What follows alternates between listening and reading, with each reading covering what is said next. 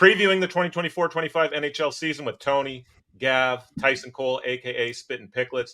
Hit that thumbs up button, hit that like button. I want you guys to tell me one team that you're high on going into the season, maybe flying a bit underneath the radar, and tell me one team that you think might be a bit overrated or you aren't high on. And Gav, I'll start with you here. Underrated, overrated, go. Underrated. I'm really high on Utah Hockey Club this year. Don't love the name, not really high on that, but I really love this young core of a team. Their point total is set at 87.5 points this year. This Arizona team had, well, I guess Arizona, they had 77 points last year, but I just love their young core with Keller, Dylan Gunther, Mateus Michelli, Barrett Hayton, Logan Cooley.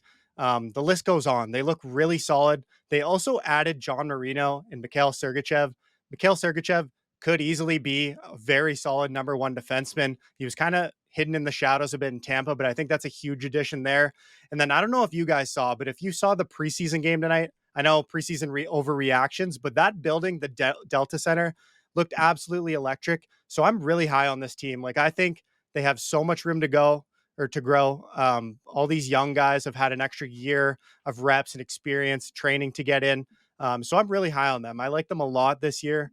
87.5. Like, I see them being top 3 in the Central Division and potentially making the play. Like, if they are, they'll make the playoffs as well. So I'm all the way in on them. I'm really excited to watch this team. I will go with the New Jersey Devils. And I feel like everybody's kind of high on them this year, but I'm extremely high on them. They didn't make the playoffs last year, but everything's changed. Jack Hughes is going to be fully healthy. They've got a ridiculous top 9. And like Gavin just said about Stefan Nason leaving Carolina, like, he was a big part of that team, regardless if it was depth or not. He was trusted on the power play at some points. And even Rod Brindamore came out and said how pivotal he was to their top 9. So that's another huge addition. But I think, guys, their defensive corps is the best in the league. They got Jonas Siegenthaler, Dougie Hamilton. They got Brett Pesce and Brendan Dillon in the offseason, which that's going to round out your top 4 really well. And then once Luke Hughes comes back, you pair him with Simone Nemec. That's one of the highest potential pairings in the entire league. And then finally, they got their goaltender, Jacob Markstrom, who runner-up for the Vezina 2 seasons ago. So I'm really, really high on the Devils this year. And the books kind of reflect that, but I just wanted to pick someone who didn't make the playoffs last year. Yeah, I think I like the Lightning more than most people. I think this is a team that has a higher ceiling than a lot of other people think. Gav mentioned the loss of Jake Gensel. He goes to Tampa Bay. I think he'll help out a lot there. And then Vasilevsky in net. He's a guy who has a great pedigree. He's been really good in this league for a long time. He was out last year. I think just emotionally that hurt that team to lose him to a back surgery. And then when he came back, he wasn't the same guy. He was kind of a shell of himself. So I think this prediction of being high on Tampa Bay could look bad at the end of the season because a back surgery, you just don't know how a guy is going to respond to that. But he's only 30 years old. This isn't like a 36-year-old, 37-year-old having a back surgery. I think there's a good chance that he could come back strong and Tampa Bay could have a really good season. And they had a good season with him, not playing well and out half of the season last year. So I think having him back, hopefully healthy, would be good for Tampa Bay. And then on the other side of things, this is not going to surprise anybody, but I kind of want to go into depth on this. I think the Sharks, everybody knows they're bad, so I'm not even going to call them overrated because nobody is betting on the Sharks, but I think they're going to be really, really, really bad this year. I think this is going to be a dead over team. That defense is just really bad. Last year, they gave up the most 5-on-5 goals, and it wasn't even close. I think it was like 23 more 5-on-5 goals than anybody else, the most high danger chances. And I think they're just going to be really tough to watch. Columbus and Anaheim, I guess, were the other teams that you'd consider in that market of maybe they'd have the worst record in the NHL. But I think San Jose is kind of in a tier of their own. And Andrew, I love a good redemption story. I'm the guy who bet on the Athletics over for preseason in baseball. I like the Panthers over on their season win total this year, but I just can't get there with the Sharks. I think it's going to be really ugly. Overrated. So the Carolina Hurricanes, to me, they just lost way too much in the offseason. So here's a list of their out and then in. So out, Jake Gensel, Brady Shea, Toivo Teravainen, Brett Pesce, Stefan Neeson, Kuznetsov. I mean, he's kind of washed at this point, but still offense is offense.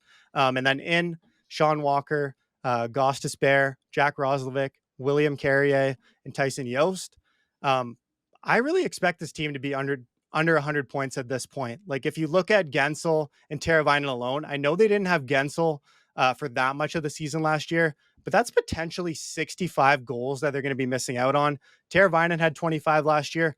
Gensel can be a 40 goal guy. So that's a lot of offense left to be desired on this Carolina team. And then their back end too. They have the oldest decor in the league right now. Brent Burns is not getting any younger. He's 39 years old.